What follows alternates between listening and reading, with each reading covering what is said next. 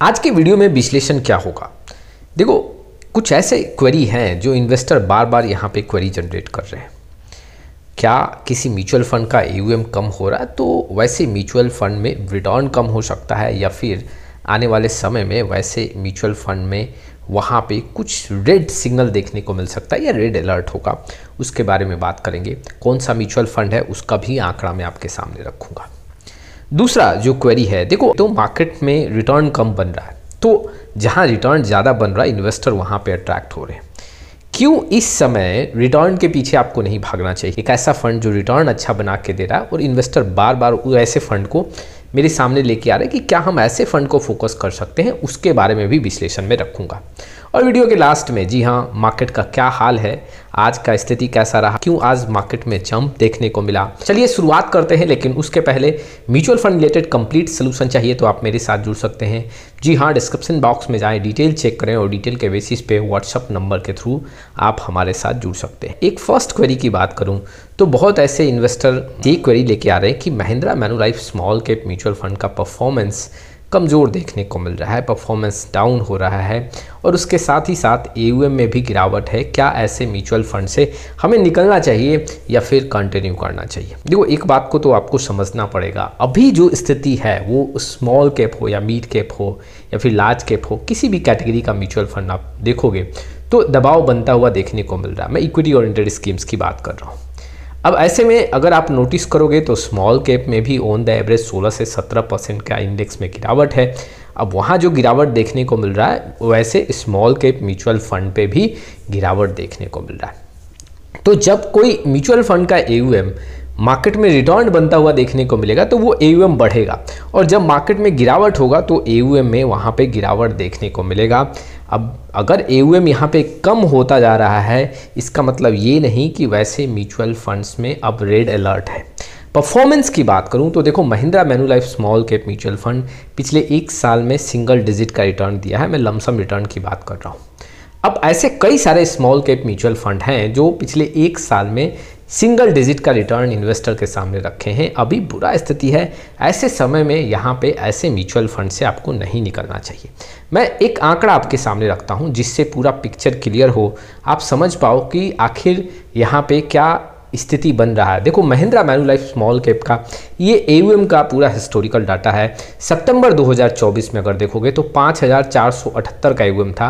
अक्टूबर में ये घट के 5220 हो गया, नवंबर में घटकर 5270 के करीब में, और यही दिसंबर में 3866 के करीब में देखने को मिला है। अब ये जो स्थिति बन रहा है इससे इन्वेस्टर घबरा रहे हैं कि आखिर क्यों इस म्यूचुअल फंड का AUM गिर रहा है। देखो, अगर आप देखोगे तो इस म्यूचुअल फंड के NAV का भी प्राइस गिरा है, करीबन 16 से 17% अपने हाई से ये गिरा है। तो जब NAV का प्राइस गिरेगा, जब गिरावट देखने को मिलेगा तो AUM में भी कमी देखने को मिलेगा। जैसे कि मैं एक और एग्जांपल आपके सामने रखता हूँ, ये SBI small cap mutual fund का एग्जांपल है। आप यहाँ पे देख सकते हो सितंबर में 34,217 का AUM था। अक्टूबर में जो ये घट के हुआ वो 33,107 करोड़ का हो गया। AUM में थोड़ा सा कमी देखने को मिला है। ठीक, अगर मैं ICICI prudential small cap fund का आंकड़ा रखूं, सितंबर में 8,825 करोड़ का AUM था, अक्टूबर में 8,435, यहाँ नवंबर में देखोगे तो 8,373 और दिसंबर में 8,258। तो लगातार इस म्यूचुअल फंड के AUM में भी कमी देखने को मिल रहा है। एक तो देखो, जब छोटे AUM के फंड्स होते हैं तो एक तो अगर मार्केट में गिरावट है तो AUM में गिरावट देखने को मिलेगा, और इन्वेस्टर डर के वहाँ से पैसा भी निकालना स्टार्ट कर देते हैं। तो यहाँ पे दोहरा मार पड़ता है जिसके चलते AUM में ज़्यादा कमी देखने को मिलता है। बड़ा फंड हाउस है, बड़ा फंड है, तो वहाँ पे अगर मार्केट में गिरावट होता है तो वहाँ पे इन्वेस्टर बने रहते हैं। छोटे AUM के फंड है, वहाँ पे इन्वेस्टर डर के पैसा निकाल लेते हैं। मैं आपको यहाँ पे काफ़ी समराइज होकर ये इन्फॉर्मेशन शेयर करना चाहता हूँ। आपको डरना नहीं चाहिए। AUM कम होगा, मार्केट में गिरावट हो रहा है तो हो सकता है AUM कम हो, लेकिन लंबे समय में यहाँ पैसा ज़रूर बनेगा। देखो, कई बार small cap mutual fund performance slow कर देता है, कई बार आपको बहुत अच्छा पैसा बना के देता है। महिंद्रा मैन्युलाइफ स्मॉल कैप का आंकड़ा देखोगे, लंबे समय का आंकड़ा देखोगे, जितना भी हिस्टोरिकल डाटा है उसमें पैसा काफ़ी अच्छा खासा बना है। तो छोटे ड्यूरेशन में अगर कोई म्यूचुअल फंड परफॉर्म नहीं कर रहा तो वहाँ एग्जिट का डिसीजन आपको नहीं लेना चाहिए। और समय देना चाहिए। एक और इन्वेस्टर का क्वेरी है, उसके तरफ बढ़ते हैं। जो SBI मैग्नम यहाँ पे चिल्ड्रन बेनिफिट फंड है, इसको लेके इन्वेस्टर क्वेरी जनरेट कर रहे हैं कि क्या हम ऐसे फंड को पोर्टफोलियो में फोकस करें। अभी क्या हो रहा है कि हर जगह नुकसान और दबाव देखने को मिल रहा है, तो इन्वेस्टर वैसे फंड्स को यहाँ पे सर्च करते रहते हैं जहाँ पे पैसा बन रहा है, और वैसे फंड को वो फोकस करने का जी हाँ डिसीजन बनाना स्टार्ट करते हैं। अब अगर आप देखोगे पिछले एक साल में मैग्नम चिल्ड्रन बेनिफिट जो फंड है वो एक साल में करीबन 20% का रिटर्न इन्वेस्टर को दिया है। अब इन्वेस्टर यहाँ पे अट्रैक्ट हो रहे हैं कि क्यों ना हम ऐसे फंड को अपने पोर्टफोलियो में जी हाँ ऐड करें। देखो, सबसे पहले एक प्रिंसिपल आप बना लो, सोल्यूशन ओरिएंटेड फंड अपने पोर्टफोलियो में नहीं रखना चाहिए। अब ऐसा नहीं है कि ये फंड रिटर्न कम दे रहा है, प्रॉब्लम क्या है, ऐसे फंड्स लंबे समय में कई बार लार्ज कैप से भी कम पैसा बना के देते हैं। मैं आपके सामने हिस्टोरिकल डाटा रखूंगा, बहुत सारे जो चिल्ड्रन बेनिफिट्स फंड्स हैं उसका आंकड़ा रखूंगा, और लार्ज कैप म्यूचुअल फंड से भी कंपेयर करूंगा कि रिटर्न कैसा है। दूसरा जो एक प्रॉब्लम है यहाँ पे, देखो एक लॉक इन पीरियड है 5 साल का। 5 साल तक आप यहाँ पे कोई भी पैसा विड्रॉ नहीं कर सकते हैं। यहाँ पे हर एक इन्वेस्टमेंट पे, जो भी आप फ्रेश इन्वेस्टमेंट करोगे उस पे 5 साल का लॉक इन पीरियड यहाँ पे होगा। तो अब पैसा कई बार आपको अच्छा बनता हुआ देखने को मिलेगा, लेकिन कई बार आप देखोगे लॉन्ग टाइम में 10%, 11% का रिटर्न है, 12% का रिटर्न है। तो आप क्यों एक सोल्यूशन ओरिएंटेड फंड में पैसा लगाओगे?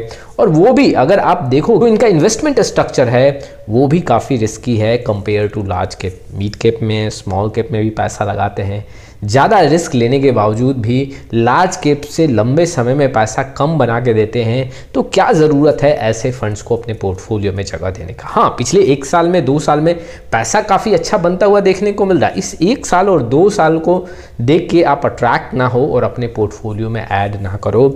आपका पोर्टफोलियो अगर ऑलरेडी परफेक्ट बना है तो कोई ज़रूरत नहीं है ऐसे फंड का चयन करने का। सबसे पहले मैं आपके सामने कुछ डेटा रखता हूं।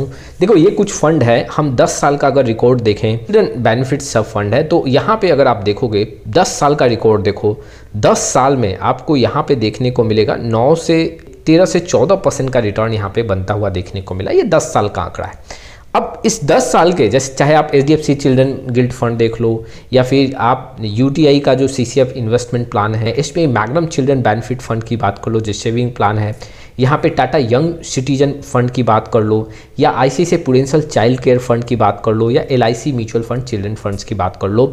यहाँ पे रिटर्न आप देख सकते हो 10 साल में कितना कम देखने को मिल रहा है। वैसे ही अगर देखो मैं 10 साल का रिकॉर्ड लार्ज के फंड का देखूँ तो करीबन आप देखोगे यहाँ पे 13 से 15% के आसपास यहाँ पे रिटर्न देखने को मिल रहा है। अब दोनों रिटर्न को हम कंपेयर करते हैं। यहाँ पे आप देख सकते हो 10 साल में जो चिल्ड्रन बेनिफिट्स फंड्स हैं उसमें क्या रिटर्न है और लार्ज कैप में आपको क्या रिटर्न देखने को मिल रहा है। लार्ज कैप में रिटर्न ज़्यादा है, और रिस्क के मामले में यहाँ पे ऐसे फंड्स में जो सोल्यूशन ओरिएंटेड फंड है, चिल्ड्रन बेनिफिट्स फंड है, उसमें रिस्क भी ज़्यादा है। मैं आपके सामने एक एग्जांपल रखता हूँ।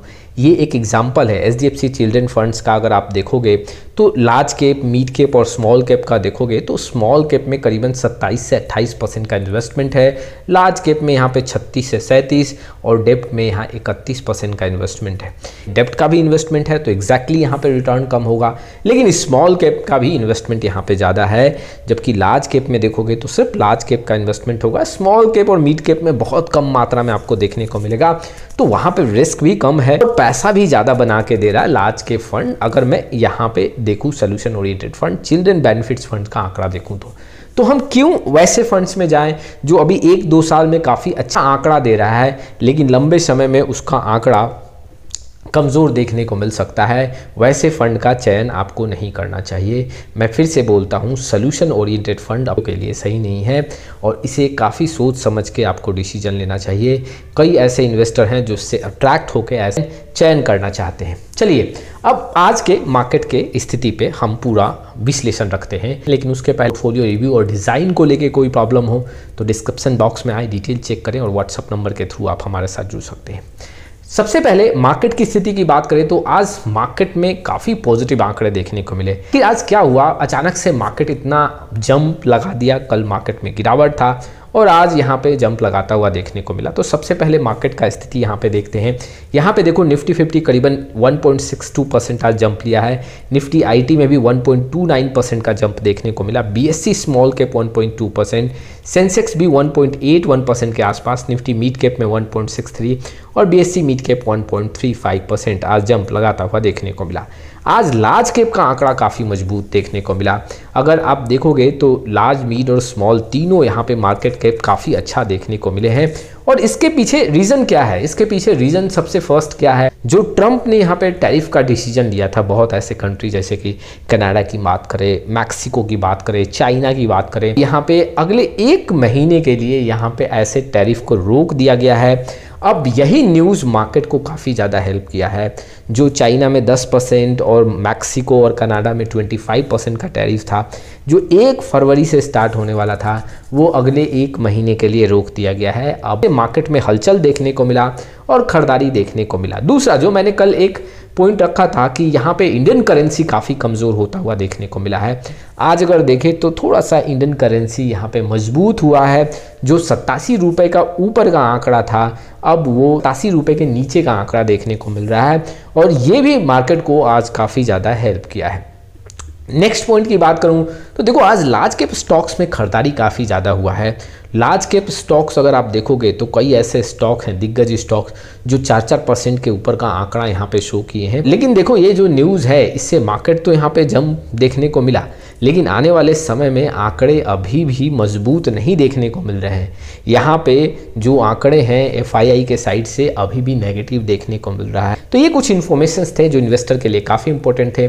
आप में से बहुत ऐसे इन्वेस्टर हैं जो पोर्टफोलियो रिव्यू और डिज़ाइन को लेकर काफ़ी प्रॉब्लम फेस कर रहे हैं। डिस्क्रिप्शन बॉक्स में आए डिटेल चेक करें और व्हाट्सअप नंबर के थ्रू जुड़ सकते हैं। फिर मिलेंगे एक नए वीडियो के साथ, तब तक के लिए जय हिंद, जय भारत।